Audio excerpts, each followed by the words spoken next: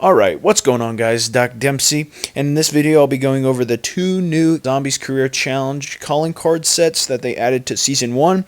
I did plan on having this video uploaded a few days sooner, but it's been the last week of school, you know, right before the holidays and whatnot, and I've also had sports and whatnot, so I've just been really busy this week, but I digress. I'm here making the video right now and uploading it, so yeah, let's go ahead and get right into it. So, for the first challenges, we have the Dark Pact calling card, and in these challenges, we start off with the Juggernaut calling card, which requires you to kill 10 total enemies using a Brain-Rotted Sturmkrieger. So, just make sure you're getting that Brain-Rotted Covenant, and you're shooting these Sturmkriegers and making them brain rot, and then they can get kills. Try and get this done as soon as possible in your match, just because in higher rounds it takes a lot more time for the Sturmkriegers to kill zombies, and so it's like at first they may kill up to like 3 to 4 zombies, and then in the higher rounds you'll be lucky if they kill 1. Up next we have the Ice Knowing You calling card, which requires you to kill 500 total frozen or slowed enemies.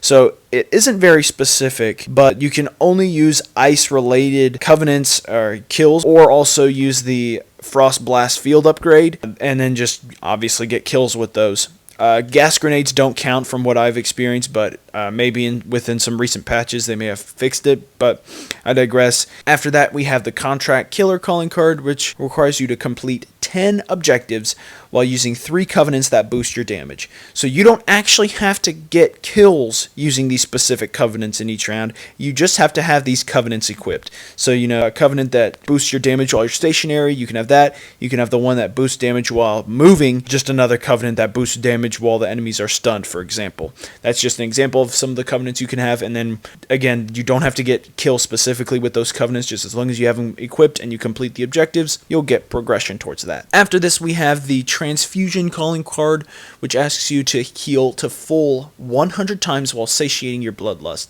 So they just tried to word this cool, but just get the bloodlust covenant, and like after taking damage, just melee and get to full health 100 times. This is very easy and quick to do, especially if you're like camo grinding. You know, just you can sit there and camp in a corner or whatnot in the middle of an objective and rack up those kills, and you can get this done in a single match. The next one is Got a Gremlin, and it asks you to complete 10 objectives after round 3 without manually triggering a reload of your weapon. So just make sure that you can use a gun, but just make sure that you don't press X, F, square to reload your gun. Just make sure you empty out the entire magazine whenever you're shooting, and then let that automatic reload take place. Or alternatively, which is what I did because I was trying to unlock the katana while I was doing this, use a melee weapon, and that'll actually count, because obviously you can't reload a melee weapon, at least just because, you know, they don't have any ballistic knife or anything. Yeah, use a knife or whatever, and you'll be able to get progress for that. So yeah, that's pretty cool. After this, we have the Only the Best calling card, which asks you to exfil successfully with 3 legendary covenants 10 times. So again,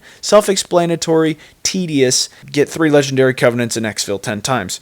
And once you do that, you'll get the calling card. And once you complete all 6 of these calling cards, you'll get the Dark Pact Master calling card. After this, we have the Looter challenges, and the first calling card in the set is Running on Empty. Drink from 5 different fountains in under 1 minute. So what I did for my personal strategy is I waited until I think round 5, which is like when you're expected to have the whole map open. What I did was I first drank just the base tier of stamina up and nothing else to start off, just so I had a little bit of speed boost to go and drink all the other perks. And then what I did was I started my way off at the Speed Cola, and then went to Quick Revive, then to Stamina and got tier 2, then went to the Juggernaut, and then Diabolical Damage. And yeah, so basically in that whole run I only spent 2,500 points, and you know, then got all the perks and whatnot. Straightforward and self-explanatory, but yeah, that's that calling card. Next we have the Crafty Crab, which requires you to successfully exfil with fully upgraded armor 25 times. So you're going to have level 3 armor and then exfil 25 times successfully.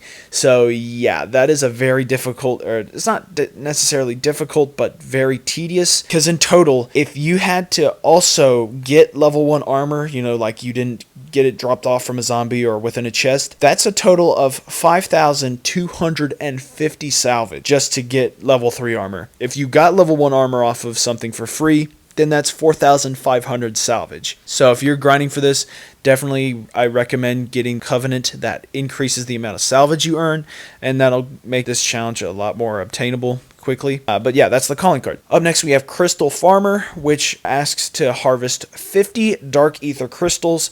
So again, just every time you're installing Grad, make sure you patrol the entire area that you have open, shoot those crystals, and boom, it's as simple as that. You can get this done in a single match. After this we have Blood Frenzy, which asks to get 250 elims with a triple packed weapon and diabolical damage. So it doesn't word it specifically, but it's just they kind of assume that you'd know it. They mean to get 250 headshots with the triple packed weapon. So yeah, this can't be like a knife or anything or a melee weapon. It has to be a gun that you can shoot. You get 250 headshots with that triple packed weapon and you'll get the calling card. Pretty easy. Then after that you have the Thirst Quencher calling card, which requires you to drink the maximum level of 5 demonic fountains in a single game. Again, self-explanatory, just tedious. And finally we have the Find and Forget calling card, which asks to get 250 elims with weapons found in chests. Again, very self-explanatory. Just every time you're installing Grad, go through the whole area, open a chest, get a weapon, get 250 elims with it, and you'll get the calling card. And once you get all of these calling cards, you will be awarded the Looter Master calling card, and those are both of the new calling cards for this season. Hopefully this video helped you guys out a little bit.